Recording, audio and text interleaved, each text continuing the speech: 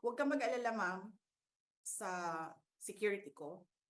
Kasi may kinausap na ako na tao. Sinabi ko sa kanya, kapag pinatay ako, patayin mo si BBM, si Lisa Araneta, at si Martin Romualdez. No joke. No joke. Nagbilin na ako, ma'am. Pag namatay ako, sabi ko, huwag ka tumigil hanggang hindi mo mapatay sila. And then he said yes.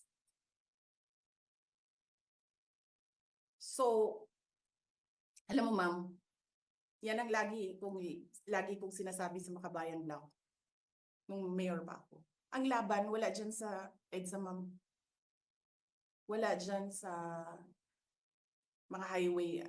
Ang laban, ma'am, nandun sa loob ng palasyo. Yan ang problema.